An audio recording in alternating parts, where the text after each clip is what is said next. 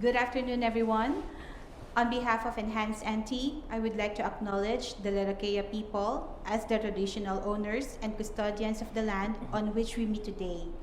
I pay my respects to elders, past and present, and extend that respect to all Aboriginal and Torres Strait Islander peoples joining us. My name is Anna, and I am a qualified education agent counselor. I will be guiding today's session. It's great to see you all here today, so whether you are physically here at the DKJ studio or joining us online, welcome to the 491 Visa Talk at Sunset. Joining us is Ms. Carol Abella, Enhanced NT's Principal Migration Agent, who will walk you through on what you need to know about the 491 visa and how it may apply to your situation. Please join me in welcoming Carol.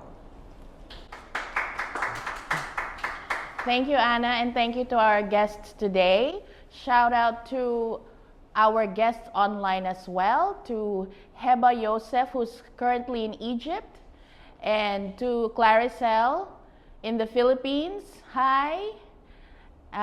Thank you all for joining us today. I know everyone is very busy in these times, so I really appreciate you taking your time to be with me and have a chat with me after I present some information on the 491 visa. So let's get into it. What is the 491 visa? So I really like to call this visa almost PR visa because it's a provisional visa. So that means you are almost PR, you have a pathway to permanent residency. And that permanent residency pathway is the subclass 191. Okay? So this is a visa that needs nomination from a state. So currently there are seven state assessing authorities.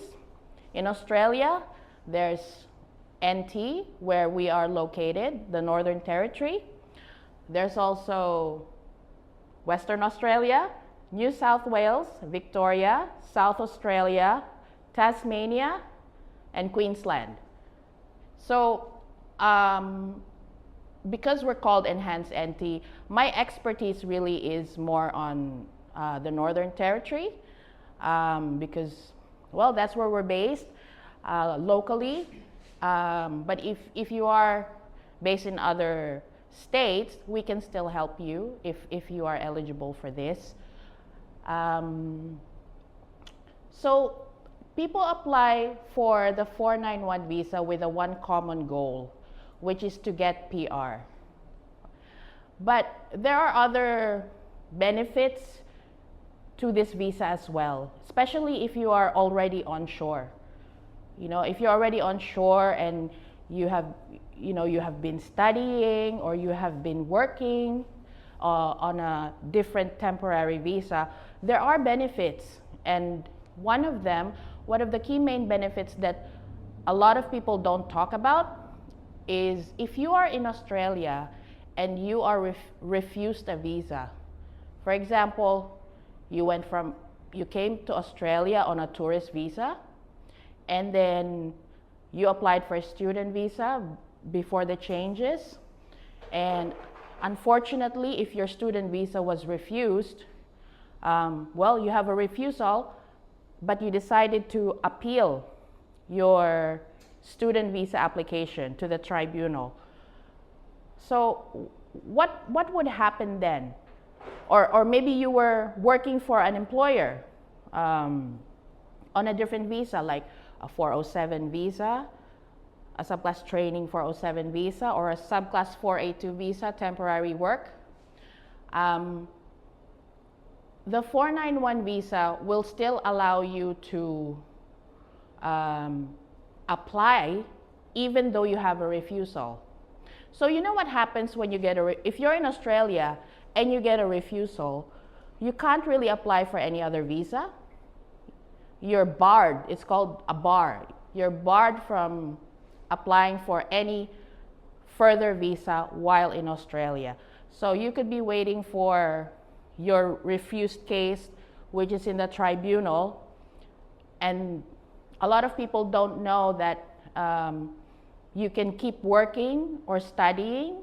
You know, you get your education, you complete your studies, and then you use that time frame while on appeal. You use it to gain work experience, get your skills assessment sorted, improve your English language skills. You use that time while in appeal, and once you get all that requirements sorted, you can apply for the 491 visa onshore. So that's one of the benefits, is that it's one of those visas that let you apply for further stay in Australia. So that's one really good thing. Okay, so you cannot apply for a 491 visa by yourself. Okay, you need the state where you are residing in to sponsor you. So typically, if you're already in the Northern Territory, you should probably build your connections here, establish your career here with the intention of applying for NT state nomination. But sometimes, and actually oftentimes from my experience, a lot of people from other states like Victoria or Western Australia move to Northern Territory for better prospects of state nomination. And why is that? Well, because NT has a lot of flexibility in terms of state territory requirements. I'm not saying it's easy or straightforward, but compared to the other states, compared to New South Wales, Victoria, where the competition is really cutthroat, you would have a better opportunity getting state nomination in the Northern Territory, especially if your age is already mature, say close to 40. And by the way, this visa has an age limit. Okay, you have to be below 45.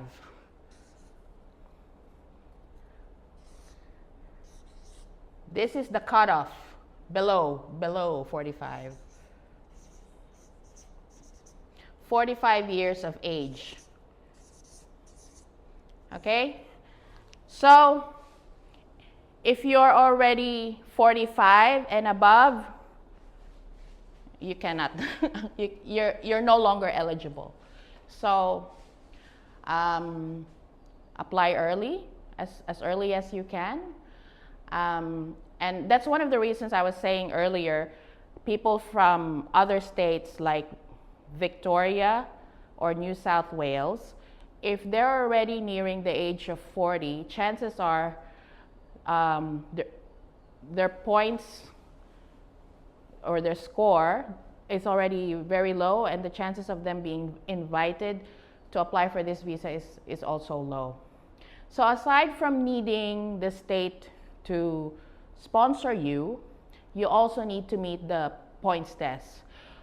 I don't want to go into too much detail of the requirements because you can find it in the Home Affairs website. Everything is already there. That's the general information. What I want to talk about is things that aren't talked about all the time. Things that people don't think about, okay? In terms of general requirements, it's in the website. You don't need me to tell you that. So one of the key requirements is for the state to sponsor you for this visa is you need to demonstrate a commitment to work and live in your sponsoring state. For example, if you're already in the Northern Territory, say you're already studying for 2 years in the Northern Territory, that's not enough. You actually have to also live in the Northern Territory for a continuous period of 6 more months after your studies and work in your occupation or closely related occupation. So the NT government looks at these activities. They look at whether you have completed your course. They look at whether you have made an effort to work in your relevant occupation. Yes, hello. Thanks for joining us. Have a seat. So, and over the past few years, what I've noticed is that the NT government and also the other states continue to be stricter in their nomination requirements. And it's making it harder for new applicants to apply and be nominated. And I think that has a lot to do with the behavior of people who have been nominated before. The behavior of 491 visa holders shape how policy evolves in the future. Because why does it keep getting stricter? You know, the only time when I saw state nomination become more flexible was during the COVID pandemic. That's when obviously everyone's lives sort of went into limbo. You know, a lot of people couldn't work. A lot of businesses closed down. They were affected. So during that time, that was the only time I saw the NT government become flexible with their requirements. So that was to sort of compensate for the income losses and all of that. But now it's been 6 years since the pandemic, and now the Department of Home Affairs as well as the state assessing authorities, now they're correcting again to compensate for the flexibility that they afforded everyone else in the last 6 years. So yeah, it's getting stricter and more difficult, but still doable as long as you follow the rules.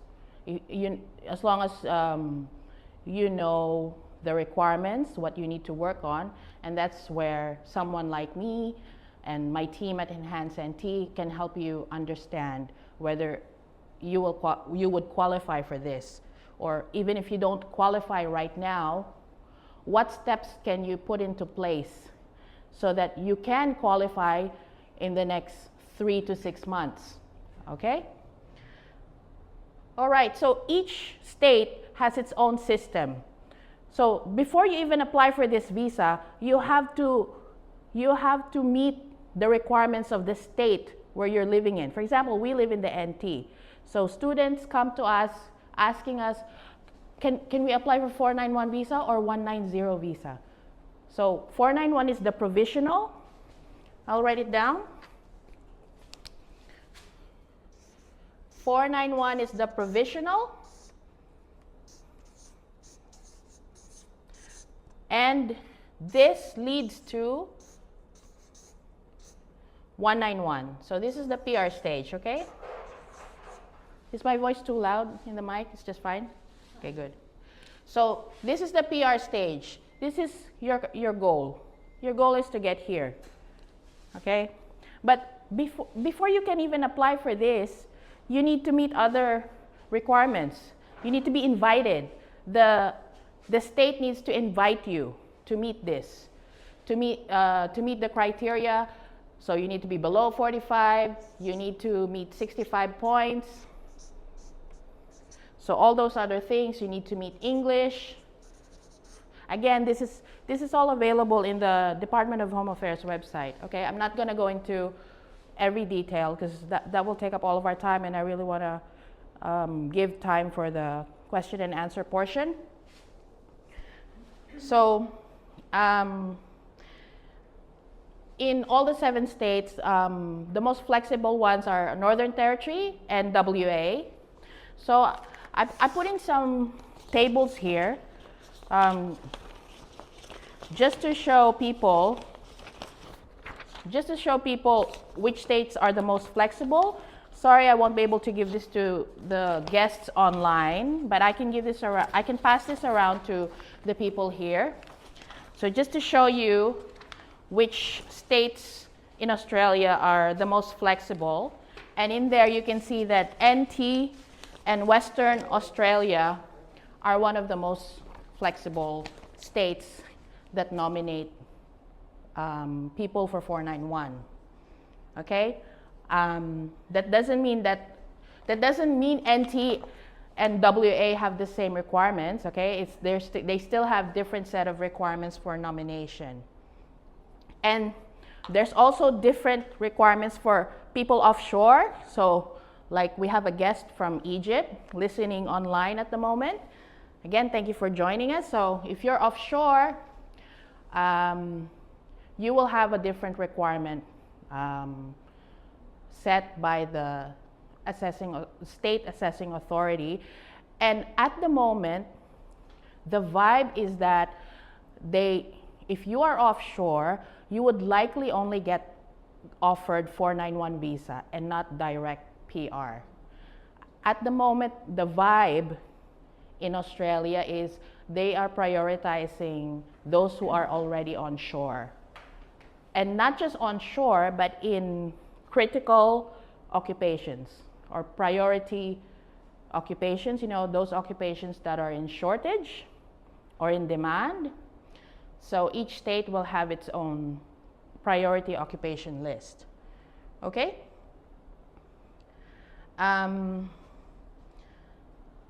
So for NT, I just want to talk about NT because that's where we are.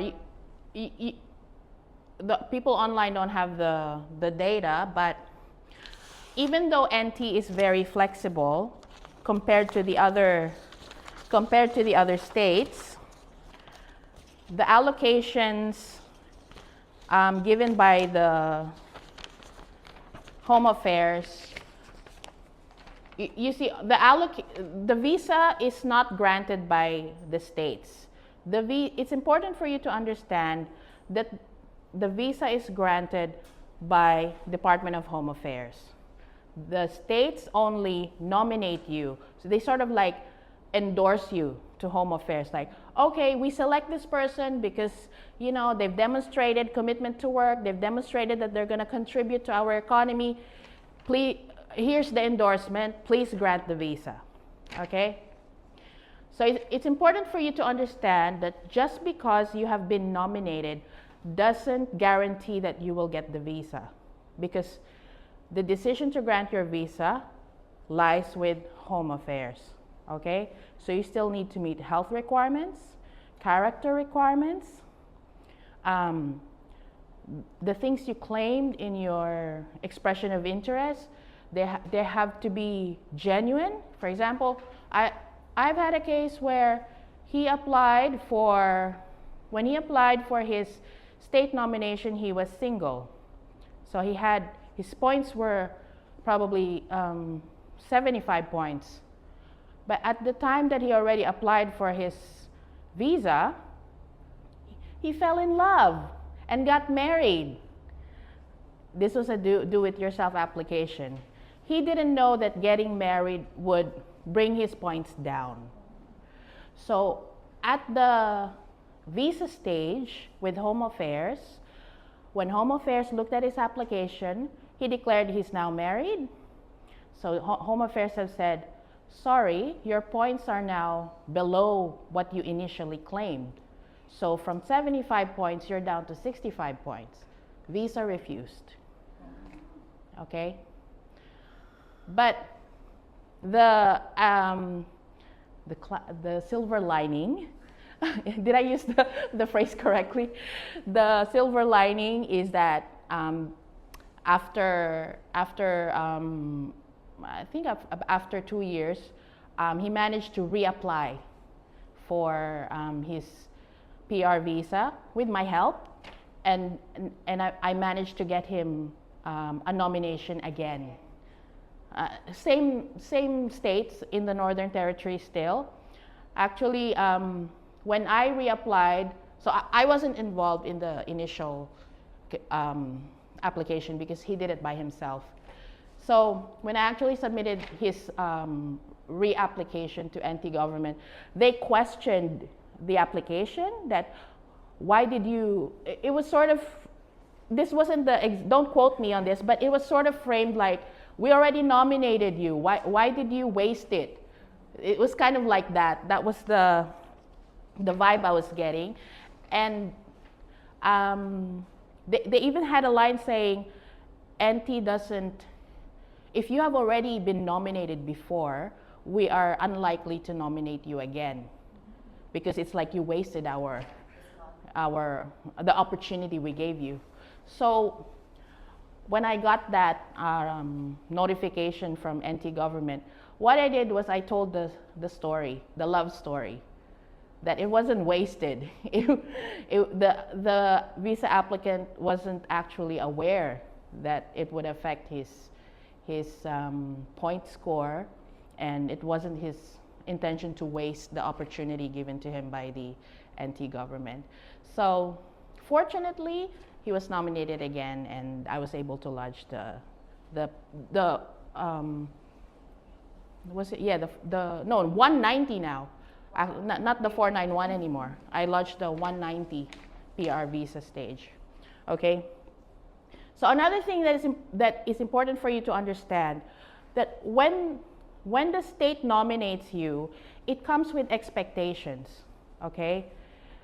There is an expectation from the NT government that we are nominating you because we expect you to live here and work here for at least 3 years, okay, so that you can contribute to our economy, because the population in NT is very low, and that's why we need skilled people like you. So it comes with that expectation, and a lot of people have asked me in the 7 years that actually I've been here in Australia for 10 years. So in the 10 years I've been here, 7 years a migration agent, I've consistently gotten this question: can I move to other states? Does the NT provide release letters? Because some people, once they get their visa, maybe they have a hard time adapting or integrating to the culture of NT government, not government, the Northern Territory as a whole, or maybe they found better opportunities in other states and they want to move, or they have family in other states. So the official statement of NT has always been they do not release, or they do not provide release letters. That has always been their official statement. Okay, so I'll get into that, into more of that question, can you move? But I just want to show you. You can pass this around. How much visa allocation slots were given to the Northern Territory in the most recent allocation rounds. So NT is the lowest, I think, with only 800 slots, compared to Victoria and New South Wales, who got 1,500. So the NT government only got half of the visa allocations that Victoria and New South Wales got. So that's why NT is very selective. NT government is very selective who they're going to nominate, because they want to make sure that the people they nominate will not waste the nomination by moving interstate afterwards. They want to retain people, not forever. They don't have they can't legally hold you or trap you in NT forever, but at least at minimum, stay here for 3 years, okay? So that's the expectation when you do get nomination. So it's flexible, but with caveats, with conditions, okay? So I think it's a good time to play that YouTube video because a lot of people do ask, can I stay, or no, can I move interstate? So I just want to play a YouTube video which I saw last night because I was searching through Reddit preparing for this visa talk. I was browsing through Reddit what people are talking about, and the most question that was most asked was, can they move somewhere else once they've gotten the visa? So let me just play this YouTube. Go ahead, Gal, please watch.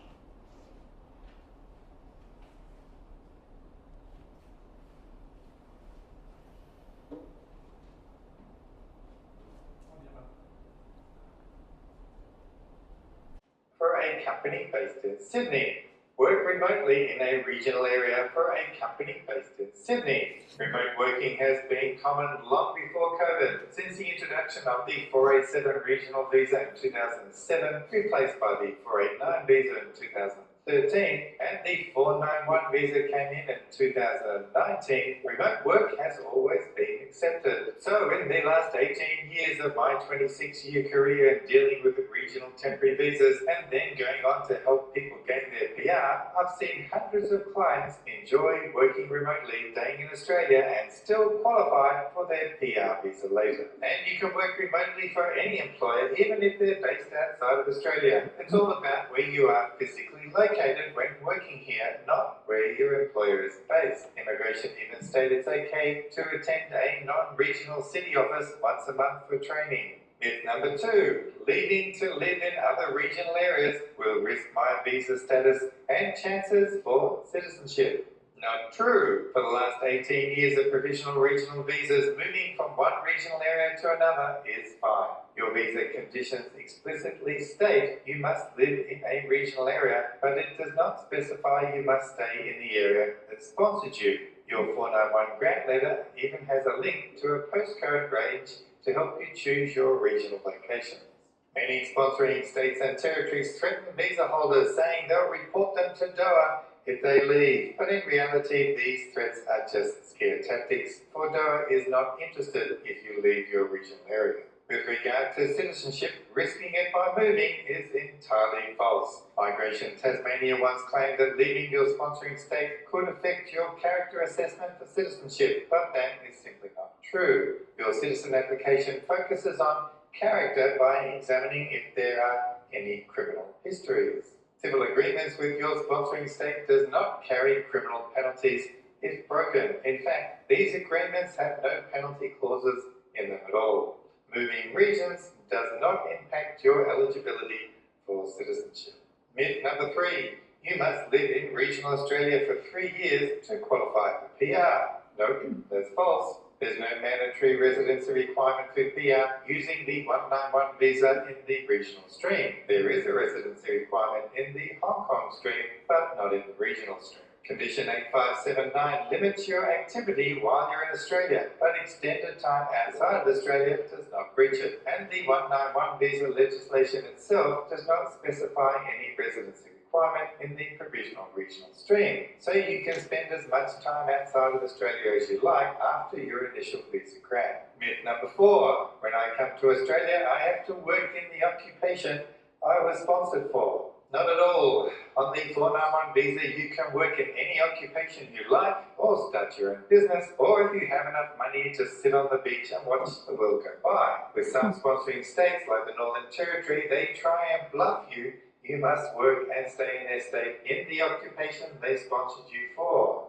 On their website, they state, accepting a nomination from Australia's Northern Territory government means that you are agreeing to the following conditions. Live and work in the NT in your skilled occupation or closely related skilled occupation for at least 3 years from the visa grant. That is, of course, complete nonsense. A sponsoring state or territory does not have the right to dictate to you which occupations you must work in. There is no work limitations on your 491 visa, and certainly none that try and force you to work in any particular occupation. Myth number 5. If I break up with my partner and I was the secondary applicant, I can't apply for the 191 PR visa.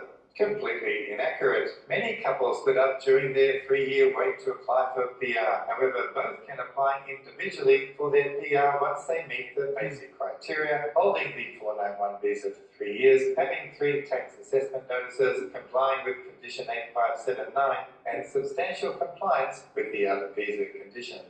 When our relationship ends, the secondary applicant should create their own INI account so they can update the department on any changes as required. Okay, so that was the 5 myths busted. This was uploaded a year ago. Let's see if we can bust the myth buster. Actually, from a legal standpoint, everything the registered migration agent said is true from a legal standpoint.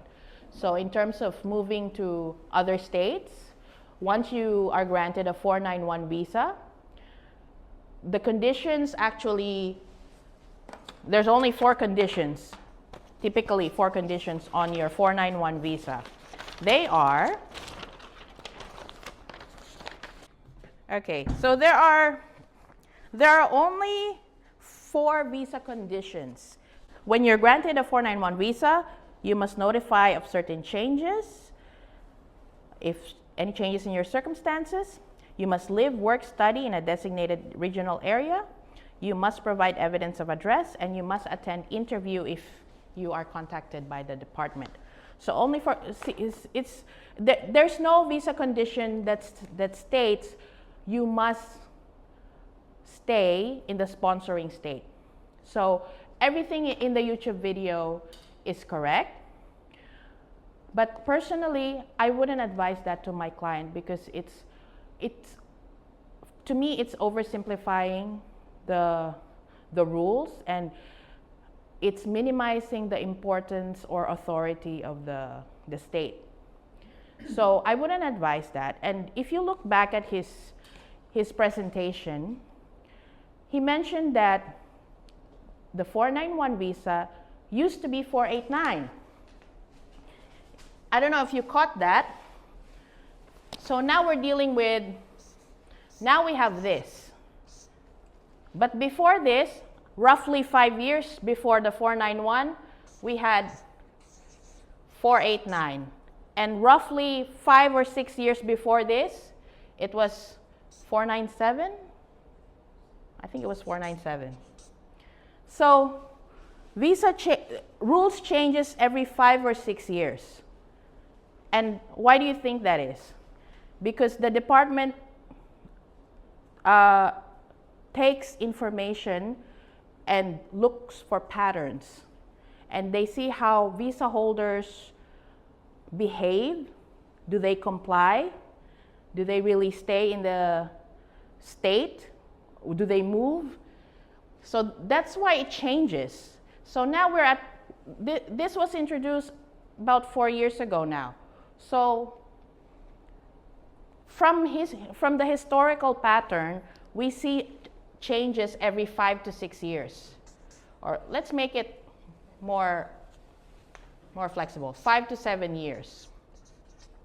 So it might be flexible now, like maybe now it's okay to move in other states, but who's to say that that will still be the default setting 2 years from now or 3 years from now? What will it take for the Department of Home Affairs to put one line in the visa regulation to say, from this day forward, you must have lived in your sponsoring state for the last 3 years? What would it take? We saw that with the recent changes with the 407 subclass training visa. We were given less than 24 hours notice that the rules were about to change for the subclass 407 training visa. does that mean they will apply the same to 491? No, of course not. Because it depends. It's at the discretion of the Department of Home Affairs. So, but what will it take? It can be quick, you know, changes can be that fast. And when the rules change, you won't be able to go back and undo your actions, you know, change what you have done. So while everything in the YouTube video is legally correct, as a registered migration agent, it would be against the code of conduct for me to advise, yeah, it doesn't matter. Just doesn't matter that you signed the commitment letter to NT. It holds no weight. Just go and move if you want to. I feel that would not be in your best interest. If you genuinely establish your career and your residency in the Northern Territory, you are far more resilient to any future policy changes in the future. But if you rely and assume that the flexibility will stay the same, you are putting yourself in a vulnerable position should the policy change or get stricter in the future. So my advice is, if you want to move, you're not breaching your visa conditions because, you know, it doesn't say. You're not in breach. You will probably get away with it, but I cannot guarantee that it's risk-free. There are risks involved, and we don't know when they will happen. So it's up to your risk appetite or your risk tolerance to make that decision. Okay? So this is an example of my client who was granted a 491 visa in 2021. So based on her history, so her visa was her visa and her family. She had 3 children with her and her husband. So 3 months after her visa was granted, the Department of Home Affairs requested for regional evidence. Evidence of regional addresses. So that information, they requested where she was working, where she was living. So provide lease agreements and bank statements. So that's what she had to provide 3 months after visa grant. And then it was quiet for some time. 2 years later, we received another request for evidence of regional work and residency. Okay, so they do track. They track not to punish you if you didn't stay in your sponsoring state. But I don't know why. I don't really know what immigration does with it. But I have a few theories that they're tracking patterns, compliance, and they will probably collate all the data and statistics and see if the program is working, and that will shape future policy changes. So like I said, we're already on the 4th year since 491 visa was introduced. Maybe we will see new changes in the next 2 to 3 years. Okay? So I want to leave some time for questions, so I just want to say this to end my presentation. So right now, maybe some of you are in survival mode, trying to find a job, trying to figure out your pathway to PR, and that's completely understandable. But if there's one message I want to leave you with today, it's this. When you do succeed, when you do get your 491 visa and eventually your PR, don't stop there. Don't just think about staying. Think about contributing. think about how you can give back to the state that gave you that opportunity, whether that's through your work, your skills, your leadership, or even one day, your own business. Build something here, build stability, build value. And when you're in that position, extend your hand to someone who is where you are now. Because adding value means you're not just benefiting from the system, you're contributing back to it. Become the person who makes a difference in someone else's journey. Because at the end of the day, it's not just about building a life here, it's about becoming someone who contributes to the place that gave you that opportunity. Don't just build a life in Australia, become someone Australia needs. Thank you guys, and now we're ready for our Q&A.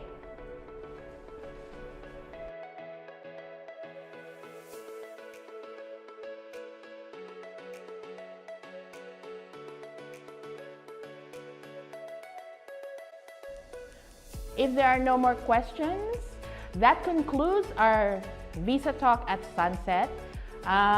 We don't know when we're gonna have this event again, but you can email us or message us on our social media accounts. Like we are on Facebook, Instagram.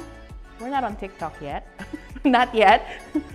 Actually, I'm not for TikTok, sorry guys, but Facebook and website and www.enhanceNT.com.au. Thanks for joining us, guys, and everybody have a lovely day. Thank you for your time.